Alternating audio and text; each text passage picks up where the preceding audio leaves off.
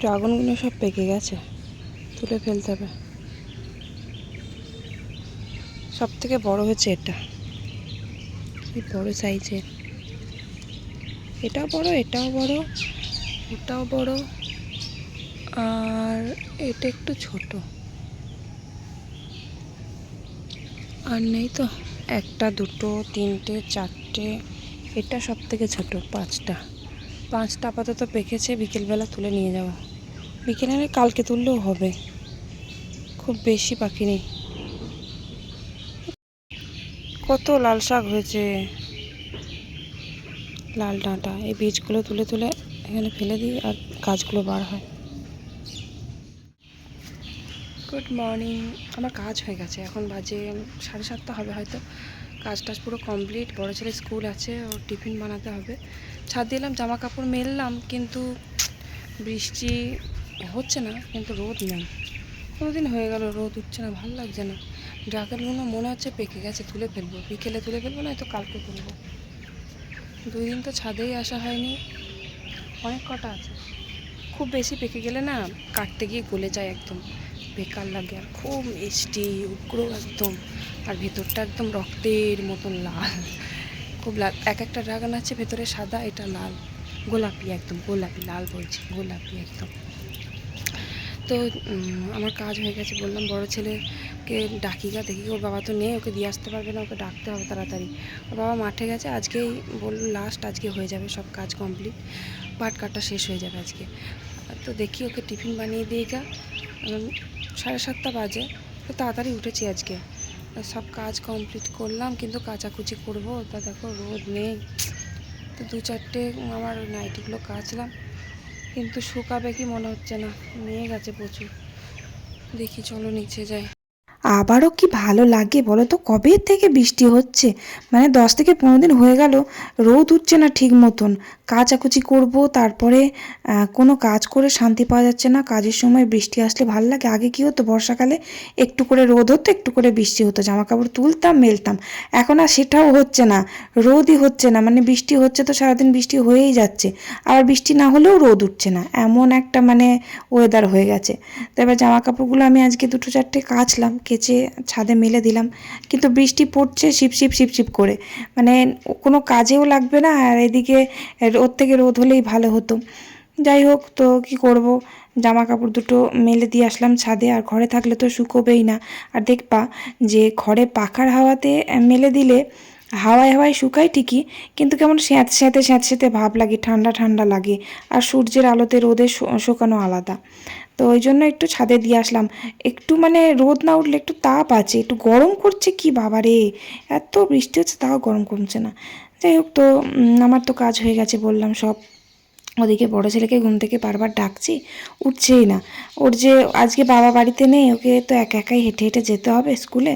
তো স্কুলে তো একাই যায়, ওই মানে মেন রোডটাই ওর বাবা দিয়ে আসে, ও অটোতে চেপে যায় স্কুলে, অনেকটাই দূর স্কুল। তো তা ডাকছি বারবার করে যে একটু উঠে পড়, আগে করে তাড়াতাড়ি যেতে হবে। বাবার সাথে সাইকেল করে গেলে একটু মানে লেটে গেলেও অসুবিধা নেই। হেঁটে হেঁটে তো আমাদের বাড়ি থেকে হেঁটে হেঁটে একেবারে হাই রোডে যাবে। হাই রোডটা অনেকটাই, টোটো করে যায় এক একদিন, আবার হেঁটেও যায়। আবার ওর বাবা যদি দিয়ে আসে তো আরও ভালো।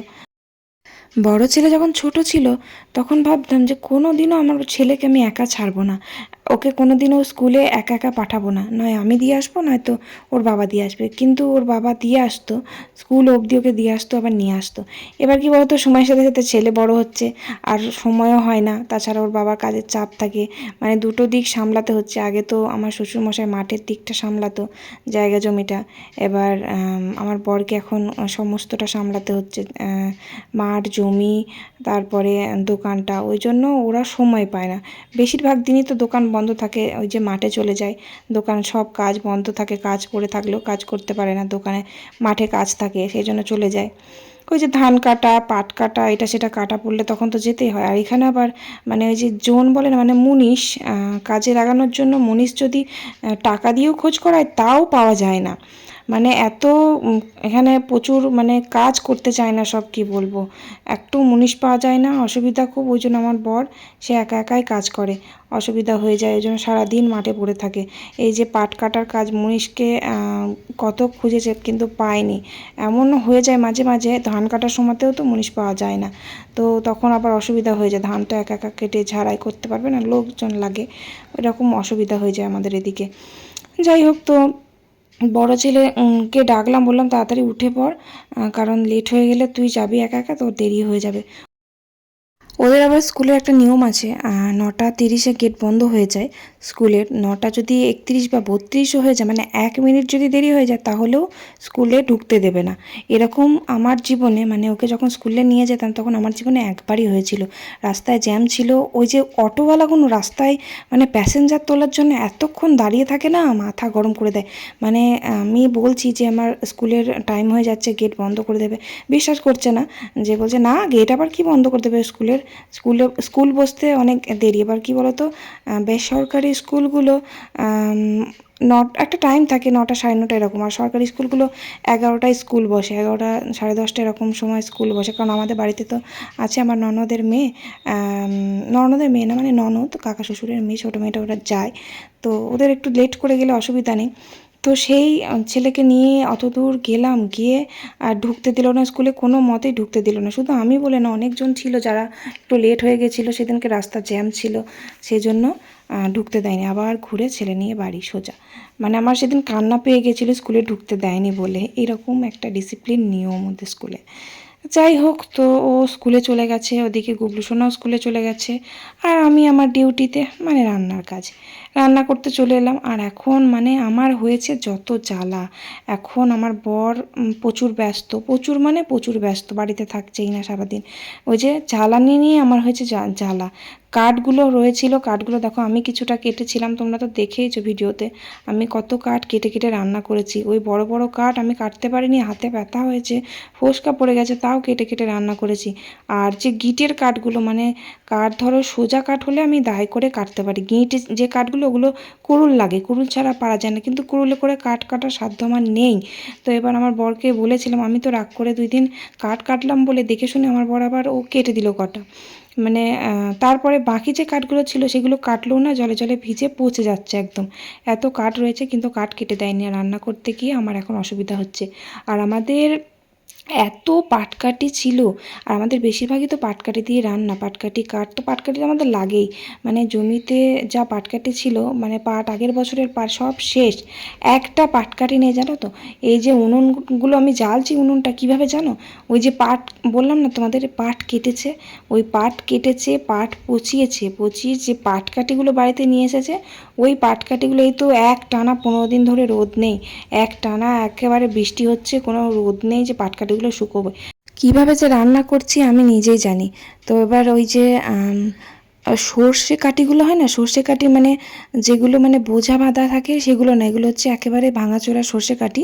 এগুলো কিন্তু আমাদের শুধুমাত্র ধান সেদ্ধ করার জন্য এই সর্ষে কাঠিগুলো নিয়ে এসছে।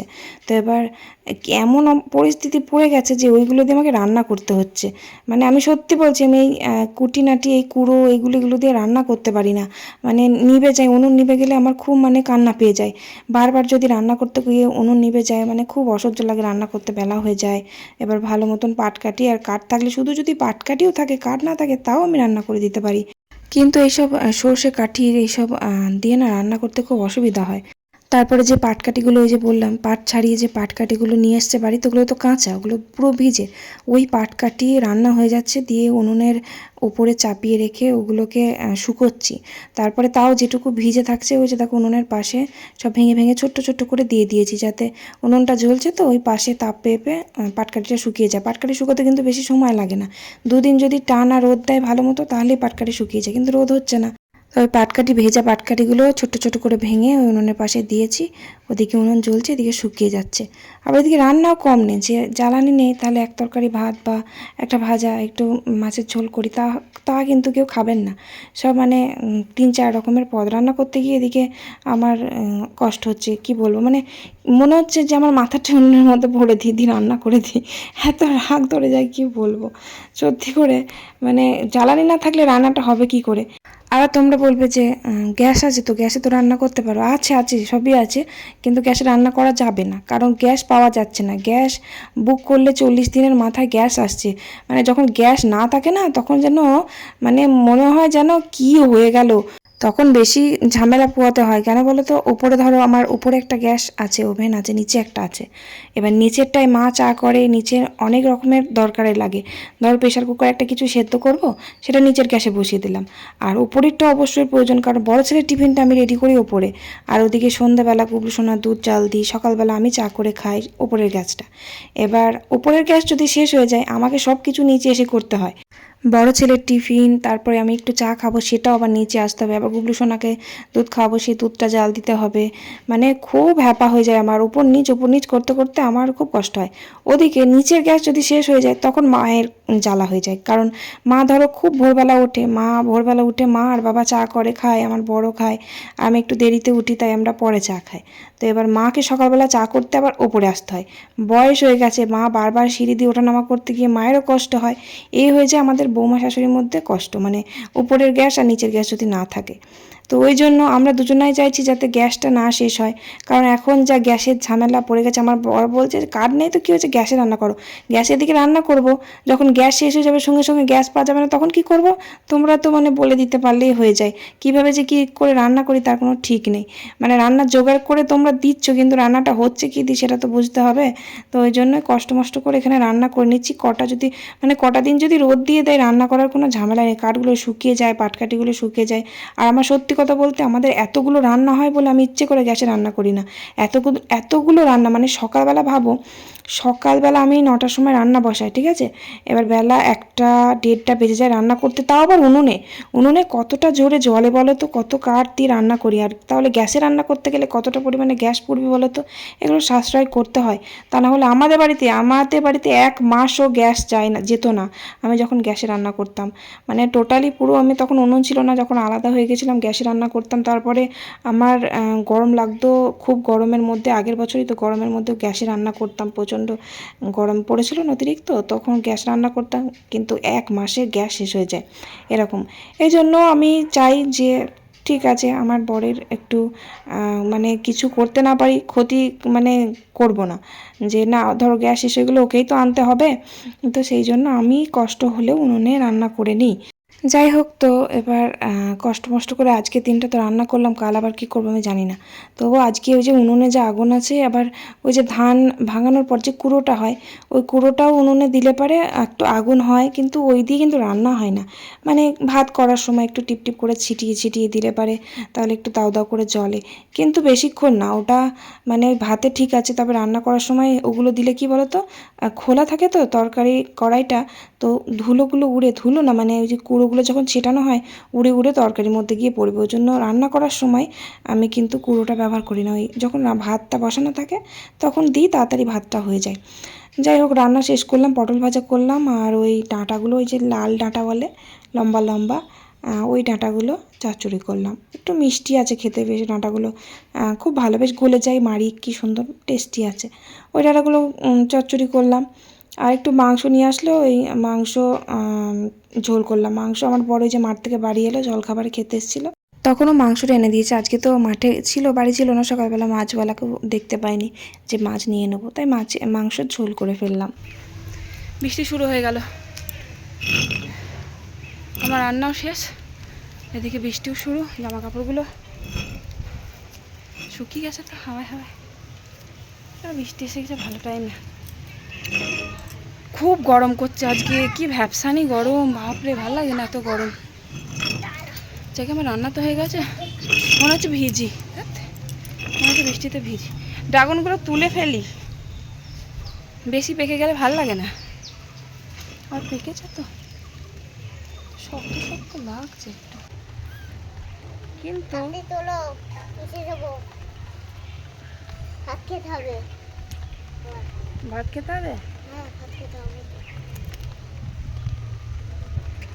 একদম ভালো পারফেক্ট তুলতে পেরেছি। ধর গুবলি, ধর ঝুড়িটা ধর।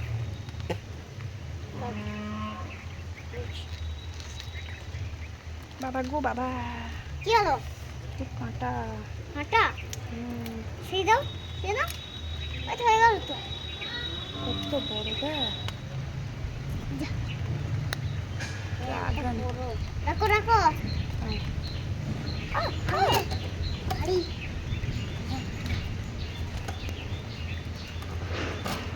ওরে এটা এমন একটা জায়গায় হয়েছে না, এটা বেশি পাকা।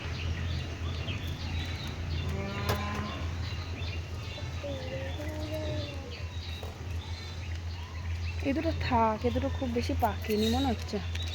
দেখেছি ও ওই লালটা পেকেছে থাক, এ দুটো থাক।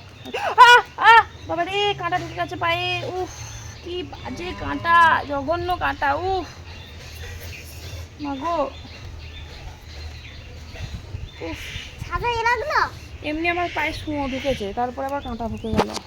ড্রাগন গাছে কত কাঁটা বলো তো, ওই ছাদে পড়েছিল কাঁটা বোধহয়, পায়ে ঢুকে গেছে। আবার রান্নাঘরে রান্না করছিলাম, তখন রান্নাঘরে মনে হয় শুয়োপোকা ছিল। শুয়োপোকা আমি দেখিনি, পা দিয়ে দিয়েছি, হাতে পায়ে এত শুয়ো লেগেছে, ছাড়ানো যাচ্ছিল না। সে ভেজা কাপড় নিয়ে একটু একটু করে টেনে টেনে বার করলাম। বাপরে কি বিখ্যাত, মানে হাতে এত চুলকানি শুরু হয়ে গেছিলো না। ওই পায়ে শুয়োপোকা বা কোথাও শুয়োপোকা লাগলে না, ওই একটু ডুমুরের পাতা, তারপরে ঘুঁটে, এগুলো দিয়ে ঘষে দিলে বলে বেরিয়ে যায়, কিন্তু ঘুঁটেই বা কোথায় পাবো, ডুমুরের পাতায় বা কোথায় পাবো। তাই ওই ভেজা কাপড় দিয়ে টেনে টেনে বার করলাম শুয়োগুলো। আর শুয়োগুলো যদি না বার করা হয় না, কি ব্যথা হয়, মানে যে হাঁটবে ও ভ্যাক ভ্যাক করে ভুগবে। টিপটিপ করে পড়ছে, তার ভিজে যাবে। বা মাঠে কাজ করছে জলে ভিজে ভিজে। আর চান করা হয়ে গেছে, গুলোকে খাওয়ানো হয়ে গেছে। খিদে পেয়েছে, সকালে আজকে ভাত খাইনি জল খাবারে।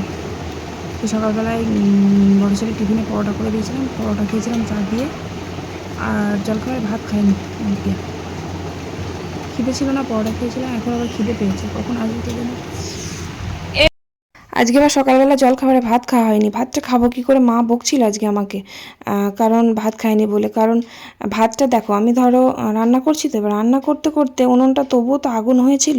এবার যদি করতে করতে উঠে গিয়ে ভাত খায় না, তাহলে উনুন এমন নিভে যাবে যে সেটা আমার ধরাতে গিয়ে এসে মানে 1 ঘন্টা সময় লেগে যাবে, রান্না করতে আরও দেরি হয়ে যাবে। তাই জন্য আমি দূর আর খাবোই না ভাত। আর তাছাড়া সকালবেলা চা দিয়ে পরোটা খেয়েছিলাম একটা, তাই জন্য খিদেটাও মরে গেছিলো, তার জন্য আরও খাওয়া হয়নি। আর এমনি তো জলখাবারে ভাত আমি কিন্তু রোজ খাই না, আবার খেলেও একেবারে অল্প, খুবই কম খাই। জলখাবারে ভাত না খাওয়ার মতনই খাই, তাই সবাই বকেছে জলখাবারটা বেশি করে খেতে হয়, জলখাবারে কেন খাও না। জলখাবারে খাই না তার কারণ আছে, যে বললাম জলখাবারে এই সকালবেলা যখন চাটা খাই তখন দুটো মুড়ি খাই, তা না হলে রুটি বা পরোটা যাই করি না কেন সেটা খাই, ওই জন্য খিদেটা পায় না আমার। তো এবার খানিকক্ষণ পর আমার বর তো আস্তে আস্তে বেলা 3টে বাজাচ্ছে, কারণ ও মাঠে কাজ করছে, তো আসতে বেলা হবেই। তখন অত বেলা অবধি থাকা যাচ্ছে না, খিদে পেয়ে গেছিলো আজকে। কালকেও খিদে পেয়ে গেছিলো, মানে একা একা আমি খেতে ভালোবাসি না একদম। আর বড়ো ছেলে থাকে না, বড়ো ছেলে থাকলে ও আর আমি একসাথে খেয়ে নিই, কিন্তু ও ধরো স্কুলে গেছে, একা একা ভাত খেতে একদম ভালো লাগে না। গুবলু তো 1টা-1.5টার সময় খেয়ে ও ঘুমিয়ে গেছে। তো ও আসলো, তারপর একসাথে খেতে বসলাম। সকালের আলু ভাতে, সকালবেলা আলু ভাতে দিয়ে ভাত খাসি, আলু ভাতেটা এখনও আছে পড়ে। আর এখন আলু কিনে নিয়ে এসছে, আলু এত মিষ্টি খাওয়া যাচ্ছে না, আলু ভাতে খেতে ইচ্ছা করছে না। আর ওদিকে বেছে বেছে কাঁঠালের বীজগুলো আমার বড় ছেলের পাতে তুলছি। ওই যে ডাঁটা চচ্চড়ি করেছি, ডাঁটা চচ্চড়ির মধ্যে সব কাঁঠালের বীজ দিয়েছি। আমি তো খাই না, আর ওদিকে আমার বড়ও খায় না। দুজনের পাতে যা যা পড়ে বেছে বেছে বড় ছেলের পাতে তুলে দিই, কারণ ও খেতে ভালোবাসে। একেবারে ভাত চাউল নিয়ে চলে আসি, এসে চাপা দিয়ে রেখে দিই। আর ওই যে ড্রাগন 3টে পেরেছিলাম, ওই ড্রাগনগুলো কাটলাম, কেটে খেলাম। আমার মানে মোটামুটি লাগে খেতে, মানে খুব মিষ্টি তো। আর মিষ্টি হলেও, মিষ্টি তো সব ফলে হয়, কিন্তু ওই যে ভেতরে যে কালো জিরের মতো দানা দানা বীজগুলো থাকে, ওইটাই আমার ভাল লাগে না। কিন্তু এটা তাও ভালো লাগলো খেতে, মানে মুখে দিলাম একেবারে সেই দিল্লি কা লাড্ডুর মতন মিলিয়ে গেল একেবারে। তাও 1 ফালি খেয়েছি, বেশি খাইনি। আর নিজে বাবাকে মাকে একটু দিয়ে আসলাম, বাবার আবার খেতে ভালো লেগেছে ওই ফলটা। আর এদিকে বড় ছেলে দেখো, স্কুল থেকে বাড়ি আসার সময় খুব বৃষ্টি পড়ছিল আজকে, মানে ঝমঝম করে বৃষ্টি পড়ছিল যখন ও বাড়ি আসলো। ছাতা খুলেছে দেখলাম, আজকে তো ছাতা খোলে না, আজকে দেখছি ছাতা খুলেছে। তো ভাত খেতে বসেছে, দেখেছো কোন জায়গায়, ডাইনিং থাকতে বাইরে কত জায়গা, সেখানে না খেয়ে ঘরের মধ্যে কোণে ওই খাটের ওই পাশে কোণে বসে বসে ভাত খাচ্ছে, ফোন দেখছে আর ভাত খাচ্ছে। এদিকে গুবলু সোনা উঠে পড়েছে, ঘুমোচ্ছিল, তো এবার বিছানাটা আমি গুছিয়ে নিলাম। খুব দুষ্টুমি করে, দেখেছো তো, ফোন ফোন খোলা থাকলেই, অন করা থাকলেই ওরকম দুষ্টুমি করবে।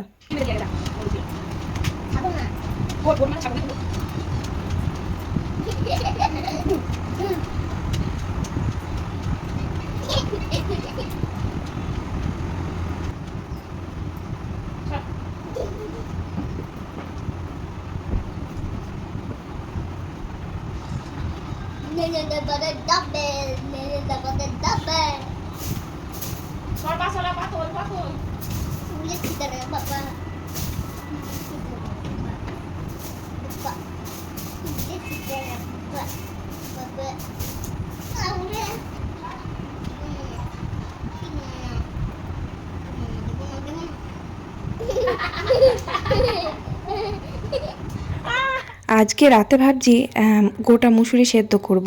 ওই যে সেই দিনকে দেখিয়েছিলাম তোমাদের গোটা মুসুরি সেদ্ধ, একজন তো কমেন্ট করে বললে যেগুলো খোসা ছাড়াও না কেন, এগুলো আবার কীভাবে খায়। গোটা মুসুরি সেদ্ধ দিয়ে না মুড়ি খেতে খুব ভাল লাগে। তো সেদিন খেয়েছিলাম, মানে আমাদের গোটা মুসুরি কিন্তু জমি থেকে আনেনি, এটা কেনা, আলাদা কিনে নিয়ে এসেছে। তো আমার খুব ভাল লাগে মুড়ি দিয়ে খেতে। সেদ্ধ করতে হয়, সেদ্ধ করে কাঁচা পেঁয়াজ কুচি, লঙ্কা কুচি দিয়ে একটু তেল নুন দিয়ে মেখে কি ভালো লাগে খেতে। তো আজকে রাত্রে ভাবছি আর ভাত খাবো না, আজকে এই মুসুরি সেদ্ধ দিয়ে মুড়ি খেয়ে নেব। তবে এই মুসুরির মধ্যে নয় যে হ্যাটকা থাকে, মাটি থাকে, তারপরে নানা রকমের কাঠি এটা সেটা থাকে।